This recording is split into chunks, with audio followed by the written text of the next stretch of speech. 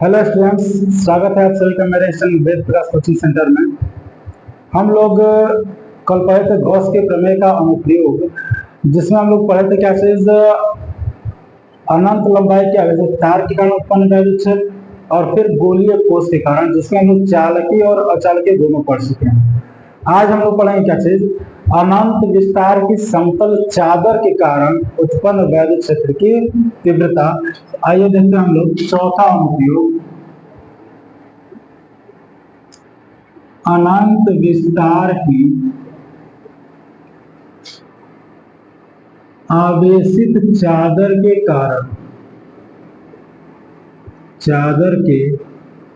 कारण उत्पन्न वैद्युत क्षेत्र की तीव्रता।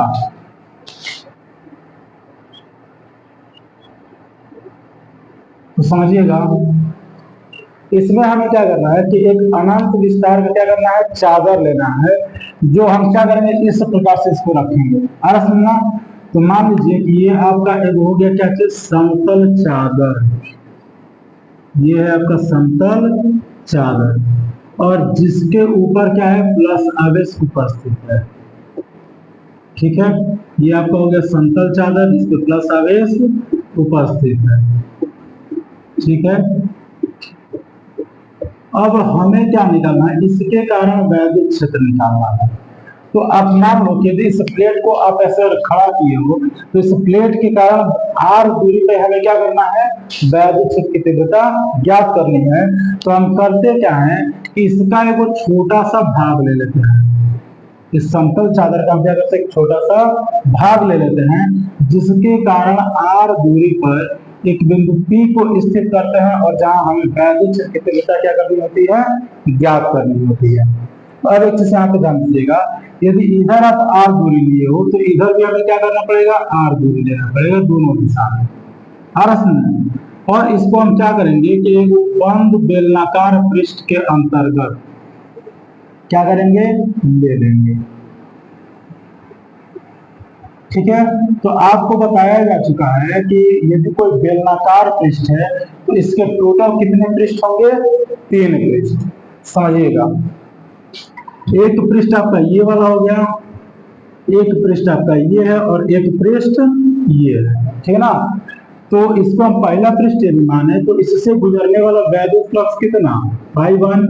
इसको यदि दूसरा माने तो इससे गुजरने वाला वैद्युत फ्लक्स कितना, ∅2। और यदि इसको तीसरा पृष्ठ माने तो इससे गुजरने वाला वैद्युत फ्लक्स क्या चीज, ∅3। अब यहाँ पे समझिएगा, हमें क्या करना है, थीटा का भी मान बताना है प्रत्येक पृष्ठ के लिए। तो समझिएगा, यदि इस पृष्ठ को हम लें तो इसके कारण एरिया वेक्टर इधर और वैद्युत क्षेत्र भी चूंकि धन आवेश तो धन आवेश से किधर दूर, तो यहाँ पे जो आपका थीटा बनेगा वो कितना बन गया, 0। आ समझना? अच्छा, यदि हम इस पृष्ठ को देखें तो एरिया वेक्टर किधर, इसके लंबवत। आ समझना? और वैद्युत क्षेत्र देखें तो किधर, प्लस है तो इसके कारण दूर, तो यहाँ पे जो थीटा होगा वो कितना हो गया, 90। ठीक है, इधर देखते हैं, ये वाला जो पृष्ठ दिया गया है तो एरिया वेक्टर किधर, इसके लंबवत। और चूंकि धन आवेश है तो धन आवेश के कारण वैद्युत क्षेत्र भी किधर, आपका इसी दिशा में होगा। तो यहाँ पे जो कोण बन रहा है वो आपका बन रहा है कितना, 0 अंश। ठीक है, तो अब हम क्या करेंगे कि इस बंद बेलनाकार पृष्ठ के कारण कुल वैद्युत फ्लक्स निकालेंगे। कुल का मतलब क्या हुआ कि ∅1 प्लस ∅2 प्लस ∅3। आ रहा समझना? चलिए ध्यान देते हैं, यहाँ पे लिखेंगे बंद बेलनाकार पृष्ठ से गुजरने वाला वैद्युत फ्लक्स क्या होगा, तो ∅ इज इक्वल टू हो जाएगा ∅1 प्लस ∅2 प्लस ∅3। अब समझिए, यहां से यदि देखें तो इसका हम फार्मूला रखेंगे तो ∅ इज इक्वल टू क्या होगा, EA cos थीटा, फिर EA cos थीटा, फिर EA cos थीटा। यही फार्मूला होता है ना वैद्युत फ्लक्स का।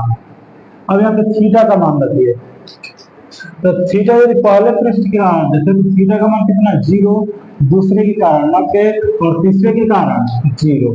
तो यहाँ पे सब मान रखिए। तो ये हो जाएगा ई ए cos 0, यहाँ पे होगा ई ए cos 90 और ये होगा आपका ई ए cos कितना 0। अब ये होता है cos 0 का मान 1 और 1 से इसमें गुणा करेंगे तो क्या होगा ई ए। cos 90 का 0 और 0 से गुणा करेंगे तो 0। फिर cos 0 का मान 1 और 1 से गुणा करेंगे तो ये हो जाएगा ई ए। तो फाई बराबर आपका क्या हो गया 2EA और इसको हम इक्वेशन क्या मानेंगे फर्स्ट मानेंगे। और समझना। अब यहाँ पे हम लगाएंगे गॉस का प्रमेय। तो लिखेंगे यहाँ पे गॉस के प्रमेय से, और गॉस का प्रमेय आप लोग पढ़ चुके हैं पाई बराबर 2/ε0 और इसको मानेंगे इक्वेशन सेकेंड। अब दोनों का चूंकि बायां पक्ष बराबर तो दायां पक्ष भी क्या होगा बराबर। तो यहाँ पे लिखेंगे समीकरण 1 व 2 से तो क्या होगा 2EA इज इक्वल टू 2/ε0। हमें निकालना है मान किसका E का। तो E बराबर यहाँ पे क्या हो जाएगा ये हो जाएगा Q/2ε0A। आ रहा समझना। अच्छा यहाँ पे समझिए चूंकि आप पढ़े हो कि सिग्मा इज इक्वल टू क्या होता है Q/A। सिग्मा है क्या तो पृष्ठीय आवेश घनत्व। तो यहाँ Q/A की जगह पे हम क्या लिख सकते हैं सिग्मा बटा में 2ε0। तो यही आपका है क्या चीज समतल चादर के कारण उत्पन्न वैद्युत क्षेत्र की तीव्रता। चलिए इसको सब नोट कीजिएगा। चलिए आगे देखते हैं नोट में। हम लोग अभी क्या किए थे कि एक चादर लिए और उस चादर के कारण क्या किया गया था वैद्युत क्षेत्र की तीव्रता ज्ञात की गई थी। तो अब यहाँ पे समझिए जब दो चादर लिए गए हैं, जब दो चादर एक समान रूप से आवेशित हो, ठीक है। अब इसमें दो कंडीशन बनेगा। एक कंडीशन क्या कि जब दोनों पे क्या हो समान आवेश हो, मतलब क्या या तो दोनों पे धन आवेश हो या तो दोनों पे ऋण आवेश हो। और एक क्या बनेगा कि जब दोनों चादर क्या हो विपरीत आवेशित हो, मतलब एक पे प्लस और एक पर माइनस। तो यहाँ पे इसमें पहला कंडीशन लिखेंगे कि जब दोनों चादर क्या हो धनावेशित हो, क्या हो धनावेशित हो।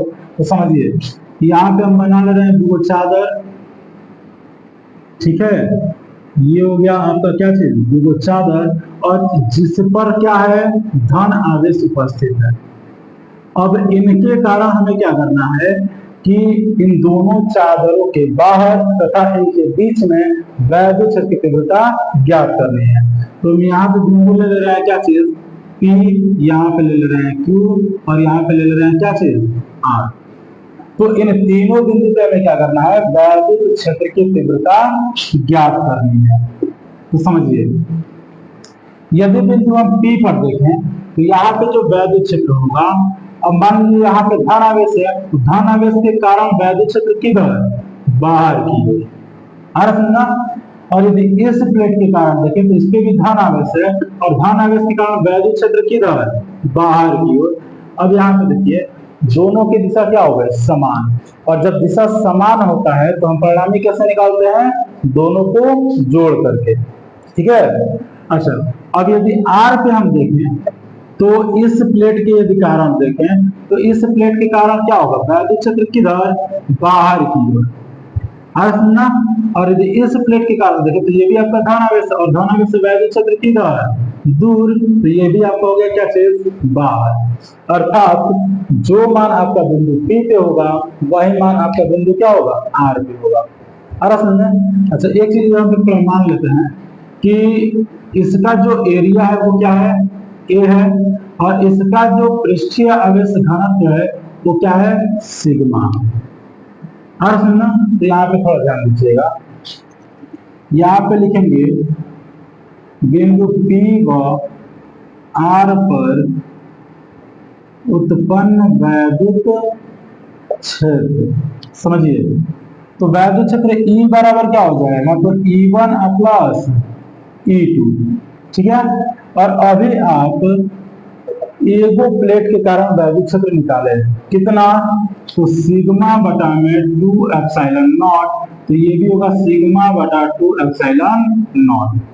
अब समझिए दोनों का हाथ समान है, अंश को हम क्या कर देंगे, जोड़ देंगे, तो एगो सिग्मा है एगो सिग्मा, दो को सिग्मा अब बटा में 2 एप्सिलॉन नॉट, तो 2 से 2 खत्म, तो E इज इक्वल टू हो गया क्या, सिग्मा बटा एप्सिलॉन नॉट, ठीक है। अब देखेंगे अब कहाँ निकालना है, तो इनके बीच में, समझिए। यदि इस प्लेट के कारण इस पर वैद्युत क्षेत्र देखें तो धन आवेश से क्या होता है, दूर, यानी E1 चला जाएगा इधर, और यदि इस प्लेट के कारण देखें तो ये भी धन आवेश है, और धन आवेश के कारण किधर, धन आवेश से दूर।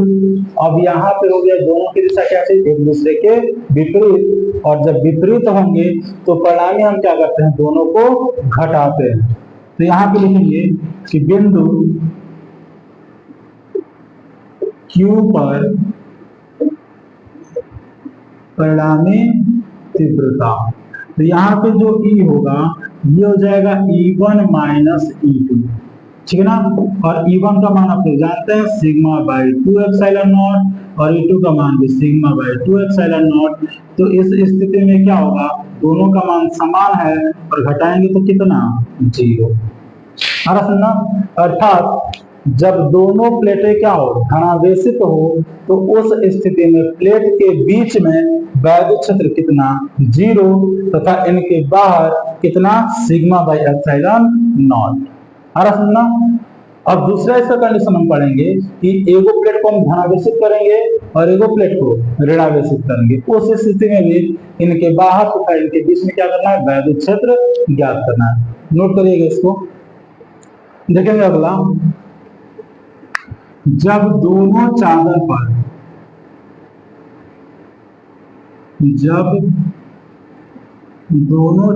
पर विपरीत आवेश हो, विपरीत आवेश होने का मतलब क्या, कि एगो पर प्लस आवेश, एगो मान लीजिए वो चादर हो गया जिस पर कौन सा आवेश, प्लस आवेश, और एगो चादर है जिस पर हम क्या ले रहे हैं, ऋण आवेश, ठीक है। इसका एरिया वही ए और पृष्ठीय आवेश घनत्व क्या है, रो। तो अब इन दोनों के कारण हमें क्या करना है, इन दोनों प्लेटों के बाहर तथा इनके बीच में वैद्युत क्षेत्र तीव्रता की गणना करनी है। तो इसको भी वही मानते हैं, बिंदु P हो गया, हाई Q हो गया, हाई R हो गया। तो चलिए बिंदु P और R को पहले देख लेते हैं हम लोग, समझिए। ये आपका प्लस है, तो प्लस के कारण वैद्युत क्षेत्र किधर, प्लस आवेश से दूर, और ये आपका चूंकि माइनस है तो माइनस के कारण जो वैद्युत क्षेत्र होता है वो किधर, माइनस की ओर। तो यहाँ पे देखिए दोनों के दिशा हो गई क्या चीज, विपरीत, और जब विपरीत होगा तो क्या करेंगे, घटाएंगे। उसी प्रकार चलिए आर को देखते हैं, तो ये आपका चूंकि प्लस आवेश है तो प्लस के कारण वैद्युत क्षेत्र बाहर की ओर, और ये आता है माइनस, तो माइनस के कारण किधर, माइनस की ओर। तो इस स्थिति में भी क्या हो रहा है, दोनों की दिशा एक दूसरे के विपरीत, तो वहां भी परिणामी क्या होगा, घटा के बताएंगे, अर्थात जो बिंदु P पे होगा वही बिंदु R पर भी होगा। तो यहाँ पे लिखेंगे कि बिंदु P व R पर परिणामी तीव्रता, तो बताइए E इज इक्वल टू क्या होगा, तो E1 माइनस E2, और E1 का मान है सिग्मा बाई 2 एप्सिलॉन नॉट, और E2 का मान 2 बाई सिग्मा बटा 2 एप्सिलॉन नॉट। तो E इज इक्वल टू क्या होगा, देखिए दोनों समान है तो क्या हो गया, 0। और समझना, अच्छा यदि Q पे देखा जाए तो Q पे समझिए प्लस आवेश है, और प्लस आवेश के कारण वैद्युत क्षेत्र किधर, धन आवेश से दूर, और ये माइनस है तो माइनस के कारण किधर, माइनस की ओर। हर समझना। तो इस स्थिति में क्या हो गया, देखिए दोनों एक दूसरे के एक ही दिशा में है, तो ये क्या होगा, इस स्थिति में हम लोग क्या करते हैं, परिणामी जोड़ कर निकालेंगे। तो यहाँ पे लिखेंगे बिंदु Q पर परिणामी तीव्रता, तो ये हो जाएगा E is equal to E1 प्लस E2, और E1 का मान सिग्मा बाई 2 एप्सिलॉन नॉट और E2 का भी मान सिग्मा बाई 2 एप्सिलॉन नॉट। हर समान तो अंश को जोड़ दीजिए, तो सिग्मा सिग्मा 2 सिग्मा और बटा में 2 एप्सिलॉन नॉट, तो 2 से 2 क्या हो गया, खत्म। तो E इज इक्वल टू हो गया सिग्मा बाई एप्सिलॉन नॉट। आ रहा समझना। तो ये हो गया क्या चीज, दोनों प्लेटों के बीच में वैद्युत क्षेत्र की तीव्रता। थोड़े यहाँ पे ध्यान दीजिए, हमें इन दोनों से क्या मिला समझिए, जब दोनों प्लेट पे धनावेश था तो उस स्थिति में इन प्लेटों के बाहर वैद्युत क्षेत्र जो हो रहा था वो हो रहा था सिग्मा बटा एप्सिलॉन नॉट, और बीच में क्या हो रहा था, शून्य हो रहा था। और जब हमने प्लेटों को विपरीत कर दिया तो इनके बाहर शून्य हो गया और बीच में क्या हो गया, तो सिग्मा बाई एप्सिलॉन नॉट। आ रहा समझ, नोट कर लीजिएगा।